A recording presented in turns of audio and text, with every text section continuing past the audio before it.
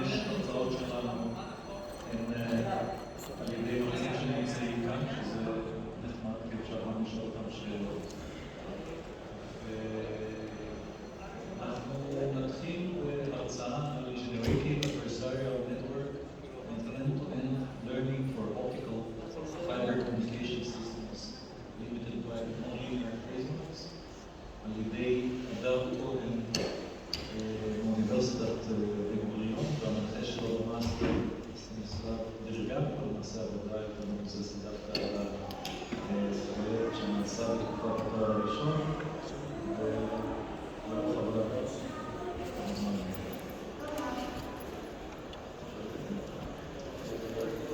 לעשות באנגלית, זה בסדר? פשוט סבבה? מה שאמרנו לכם.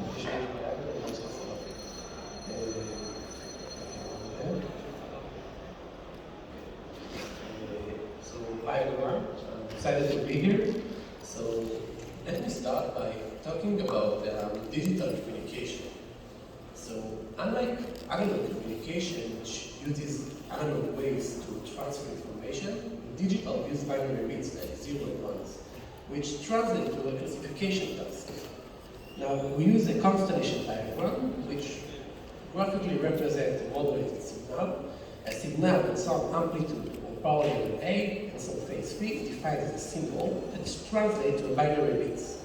In particular, we like to describe the symbol as a pair of values which refer to the in phase and the quadrangle phase, the I and Q axis. Now, here is an example of a standard one constellation using 4 symbols and a Gaussian channel. So, the symbols propagate through the channel and are distorted by Gaussian noise. Now, our target is to classify each distorted symbol to its origin symbol. So we call that the decision region.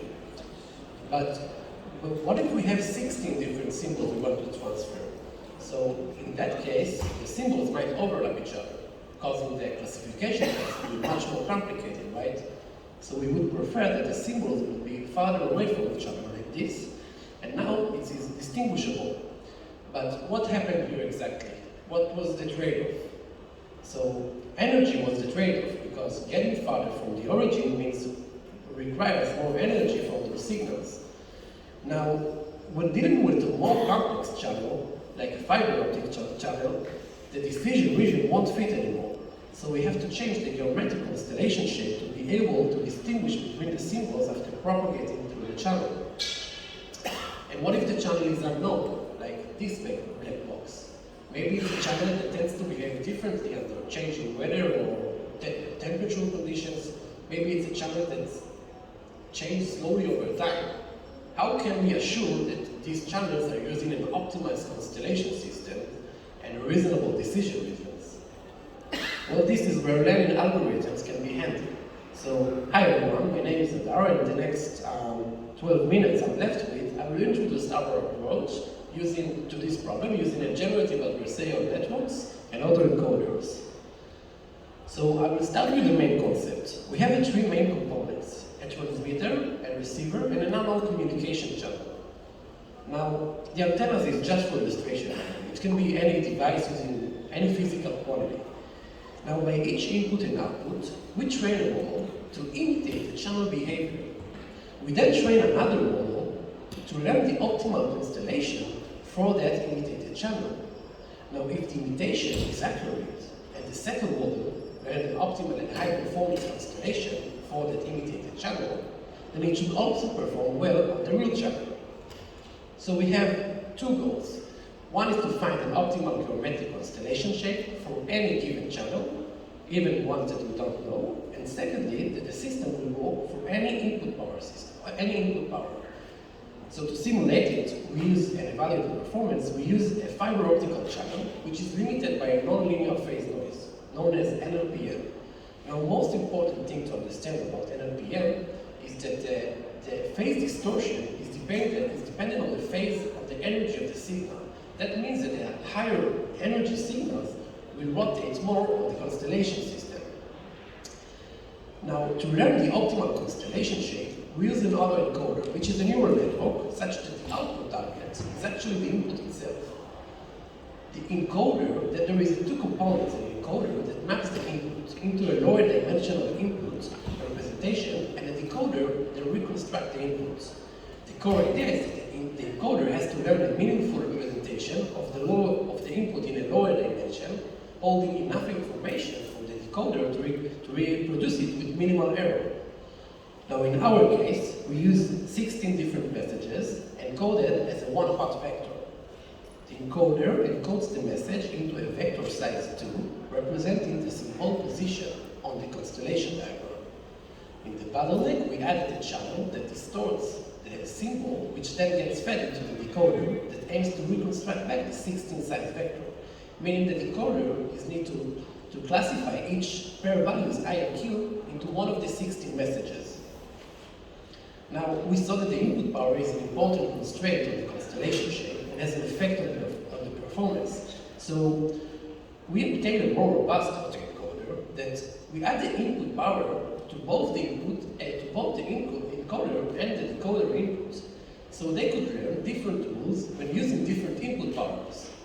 Now there is a now layer before the channel that normalizes the output of the encoder by the given power, and such a system is now robust to any given power on some range that we train on, even on powers that the system has not been trained on. Now we need to imitate the channel, but we had a challenge. How can we make the channel stochastic? I mean, the output of a neural network is a deterministic function. It might be a very complex function, but it's still deterministic. Now that means that for a certain input symbol S, the same output will be produced over and over. And this is obviously not the case we are dealing with communication channels, right? I mean, communication channels are not a deterministic function. I wouldn't be standing here if they were.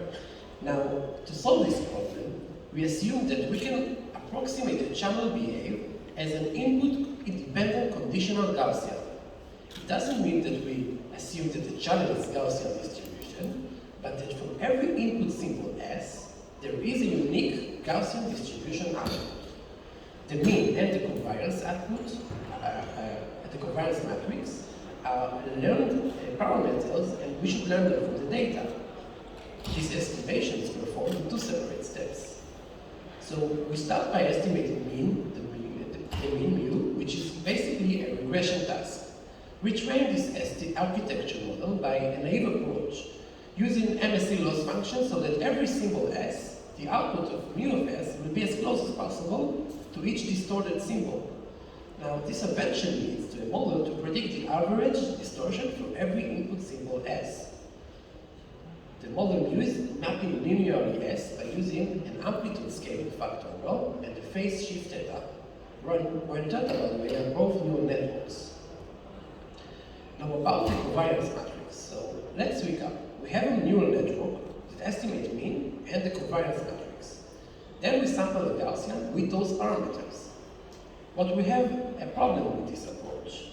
In a closer lookup in the neural network, we have a random sample node. Now, why is this a problem? Well, how can we calculate the derivative of a random node? I'll tell you the answer. We can't. So that means that this random node is now blocking the backpropagation flow. We cannot push gradients through this node. So we cannot optimize the network weights. So to overcome this obstacle, we used the reparameterization trick, which was introduced by Kim et al. We add a random node epsilon, which is Gaussian distribution with zero mean and a unit matrix covariance. And we use the Cholesky decomposition to define the covariance matrix, sigma, as a new matrix L. Now look at Z. Z is now a function, it's not anymore a sample Gaussian, it's just a function of mu, L, and epsilon, where only epsilon is the random node. But that solves our problem because epsilon is irrelevant from the backpropagation flow, because we only need a derivative of Z with respect to mu and L, okay? So by now, we found how to estimate mu and the covariance matrix, so that our model is stochastic. Great, but how can we optimize this model with the goal to imitate the channel behavior? So our approach is to use generative adversarial networks, or in short, GANs. Now, GANs have become a hot research topic, especially in the vision community. I will introduce how GANs work with a nice example from vision domain. So GANs are basically two neural networks, a generator and discriminator. Let's say that the generator wants to fake money, okay? Fake money, yeah. So while the discriminator is like this detective trying to distinguish between real money and fake money. So these two networks are now training against each other, while the discriminator is getting better at distinguishing which dollar bills are fake and which are real. The generator has to get also better in order to fool the discriminator. So we implemented this idea in our system. We take a full possible symbols, full grid of possible symbols, and propagate them 128 times through the unknown channel and through the imitation channel. Now we call each one of these 128 samples a packet. So the discriminator is now trained to distinguish between real packets and fake packets. And the generator, which is the imitated channel, is now training on creating a realistic packets that the discriminator will classify them as real, meaning that it imitates the unknown channel. So to improve the stability, we use the relativistic discriminator, which was introduced by Jolica Martino, that instead of training to classify real packets as real and fake packets as fake, it's actually trying to classify that a real packet is looking more real than most of the average fake packets, and vice versa. Now, it's important to note that one can of course train this end-to-end system directly via the channel model, given its relative simplicity. And it has been done in prior research where it was assumed that the channel is known and it has a differential, so it has the gradients and it can be back propagated through the system during end-to-end training. And it was also not assumed, but to find the optimal constellation for that autoencoder, they had to retrain the system over and over for each new input power value. However, it represents an approach that is handling all of these limitations. Our autoencoder is robust to any input power, and we don't assume anything about the channel. So this advantage is critical when no such model exists, which makes the scope of the proposed approach much broader than the simple NLPN model that's considered here, just for simulation. Now for more interesting parts, results. So these plots present the learned distribution for different symbols while increasing the input power. The green, we see the symbol input. In red are the real sample packets. In blue we see the real sample packets, and in red the fake ones. So we see that our channel was able to imitate accurately the proportional phase distortion, which causes the samples to rotate more when they are farther from the origin, meaning higher energy. Now we will see the performance of our robust autoencoder with different input powers. So this is the constellation shape learned by the encoder. So the encoder learned how to place the symbol so that after the distortion, the decoder can distinguish between them. And these are the decision regions learned by the decoder. So the color representation are the 16 different messages classification. Now these results are using -4 decimal milliwatts as an input power, which is relatively low. So in this case, the learned constellation is very similar to the standard quantum constellation, where only Gaussian noise is being activated. And I remind you all that in NLPN, the phase is proportional to the energy of the signal. So in such a low input power, the phase distortion is relatively low. Therefore, we can only see the Gaussian noise is being activated. But we can see here the result for positive 2 dBm. And now the phase distortion does take more effect. Now, let's take a look at the constellation that the encoder learned. So, if a symbol is placed far from the origin, it tends to rotate more, right? So, therefore, we see that all of the symbols on the edges are far from each other in terms of angle shift, because the encoder learned that these symbols will rotate more. Therefore, he has to confirm that there is enough gap between them for the decoder to distinguish between them. Now, lastly, we used an input power value of 8 dBm. Now we can see that the proportion, that the phase distortion is much more dominant here. Now, the constellation that the encoder learned looks off, right? I mean, why are the symbols placed so close to each other without using the whole graph? So if we look closely, The encoder actually plays the symbol so that each symbol has a different distance from the origin, meaning it has different power, so each symbol will rotate differently. And this way, the encoder was able to distinguish them. Now finally, to quantitatively evaluate the performance of our system, we compared it to a standard of unoptimized 16-point constellation in terms of symbolic element. So the orange graph is the S-bar achieved by the constellation, learned by the channel limitation, and tested on the channel limitation. But what really interests us is how this constellation is performed on the real channel, and this is the green graph. Now the only reason we show both of these graphs is to demonstrate that both of their performances are pretty similar, and both of them are the same constellation. So that means that the imitation is accurate. Now, finally, in comparison to the standard QAM constellation, we see that the performance is way better, almost 2 orders of magnitude improvement. Okay, so that's all. If you would like to know more, you can check out our paper. Thank you all for listening. If anyone has any question, I will be happy to answer them.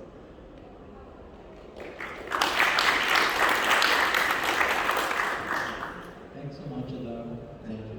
We have a couple of minutes for questions. Yeah. אתה יכול לחזור לנושא הדיסקרימינטור בין הפייק מסג'ס לווידאו, להסביר למה זה בעצם המבחן שאמרת הוא לא קלסיפיקציה או קלסיפיקציה? על ה-relative discriminator? כן. ספציפית עליו או על הרעיון של הדיסקרימינטור? השאלה היא ספציפית, אבל אתה יכול להגיד. אוקיי, אז בעיקרון יש לי עכשיו ערוץ, אוקיי, ואני מנסה לחכות את הערוץ. אז איך אני יכול לקחת את ההתנהגות של הערוץ? אז אמרנו, בוא ניקח את הקטע, שבערך 128 דגימות, הייתי יכול לקחת אותם יותר, כדי להבין את ההתנהגות. עכשיו, אם אני מתחיל נגיד עם סתם גאוסיאן רגיל, אז אני אראה כמו העיגולית למשל, וספציפית ב-LPN זה יותר נראה כמו ירח. אז אנחנו לוקחים את הפקטה הזאת, נותנים אותה לדיסקרימינטור, אומרים לו, זה פקטה אמיתית, והפקטה העגולה, זה פקטה לא אמיתית. אז הדיסקרימינטור לאט לאט לומד לשים לב מה זה LPN ומה זה לא LPN, והג'נרטור בהתאם הוא בדרך לעבוד עליו, אז לאט לאט מייצר את התנועת הירח הזאת. מה שראינו את זה בטריינינג, איך זה קורה לאט לאט. עכשיו, ה-relative discriminator ספציפית זה משהו שזה ממאמר מ-2018, או 19, משהו מ-2018. זה טכניקה פשוט כדי לייצב דיסקרימינטור, יש לנו בעיה קריטית עם דיסקרימינטורים שהם מאוד לא יציבים, שמתחילים את האימון בין הג'נרטור לדיסקרימינטור, יש לנו תמיד בעיה לייצב את האימון.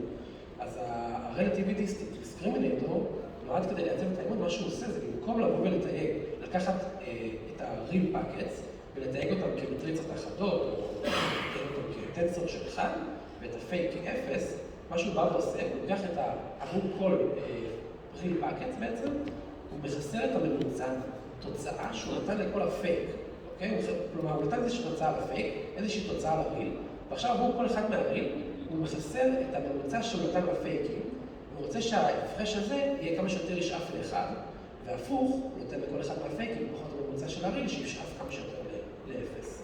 אז בעצם הוא משווה כל הזמן בין הריל לפייק. וזה איך שהוא עושה כסף ויוצר את האימון הרבה יותר בעצם. סבבה? כן. במהלך הייצור של הרעש, אתה משערך ממוצע ומצב את הוואריאנס. מה העדיפות? השיטה הזאת היא על פני להזיז את הרעש לרשת נוירונים, שהיא תעצב לך את ההתנהגות. מה הכוונה עוד פעם? הרי אתה יכול לקחת רשת נוירונים שתקבל רעש לבן במשנות אחד בכניסה, וללמד אותה לדמות את הרעש במערכת, ולא רק להגביל אותו לממוצע מסוים ווואריאנס מסוים, שגם אותם אתה לומד. אתה אומר כאילו בוא ניקח סימבול לאינפוט מסוים, נוסיף לו איזשהו רעש, ואז ניתן output, כל פעם נוסיף רעש אחר. לא, אנחנו לומדים פרמטרים של רעש. אני מתכוון שאפשר ללמוד אולי את הפרמטרים של הרעש בצורה יותר כללית עם הרשת נוירונים מעבר לרעש לבן עם המשמעות בממוצע. איך אבל תעשה את זה? מה זאת אומרת? איך תכניס רעש לרשת? כאילו, אני עכשיו מכניס סימבול, ואני מכניס עוד פעם סימבול. אז אתה אומר, ההפרש ביניהם, כאילו, כלומר, כדי לקבל תוצאה שונה, אז אני אכניס פה רעש ופה רעש, והרעש יהיה שונה, אז התוצאה תהיה שונה. זה מה שאני מבין ממך, נכון? נכון. למשל, אני מכיר שאפשר להכניס רעש לבן ולדמות פנים של בן אדם. נכון. וגם את זה מבצעים בדרך גן, נכון? שאנחנו עומדים בין פנים אמיתיות ולא אמיתיות. נכון. אז אותה שיטת לימוד, למה שלא תעבוד פה? גאנים ביצירת תמונות, אז יש לי בעיה עם השליטה בתמונות. יש הרבה מאמרים למשל מחקרים בתחום, על איך אני עכשיו שולט ברעש כדי לשנות את התמונה שאני מקבל. אז אם אני עכשיו מייצר תמונה של בן אדם, איך אני יכול לשנות רק את הצבע של העיניים שלו? כלומר, איזה פרמטר ברעש אני אשנה? אז לגבי זה, זה אותו עניין. כלומר, איזה רעש תכניס שיהיה מתאים לך לאוטפוט של הערוץ בעצם, כי הרי האוטפוט, אם תכניס input power מסוים נמוך, אז הערוץ מתנהג בצורה מסוימת. ואם תכניס input power אחר, אז הערוץ מתנהג שונה. אז איך שאתה מודל את זה עם רעש? כלומר, איך בעצם הסימבול שתכניס כל פעם, תהיה התנהגות שונה של הערוץ. הבנתם מה אני אומר? תראה, אין ספק שאפשר לנסות משהו כזה להריץ, כאילו אנחנו הלכנו על הכיוון הזה של לנסות להבין את ההסתברות של הערוץ, ושהערכנו פשוט שהערוץ הוא לא סתם גרסיאני, אלא עבור כל סימבול אינפוט מסוים, יש איזשהו אאוטפוט, הסתברות בעצם, ספציפית עבור אותו אינפוט. שזה בערוץ ה-LLPM זה בערך נכון, אפשר לומר, עבור רדיוס מסוים של לפי האינפוט פאוור, כאילו על הקונסטליישן. אבל להכניס את הרעש רק, זה כאילו, לא ירד לי גם לעשות את הדחיים, אפשר לדבר על זה אחרי אם אתה רוצה, אבל יכול להיות שזה גם יכול לעלות, כאילו, לא תשוב לזה. אז תודה רבה. עוד יש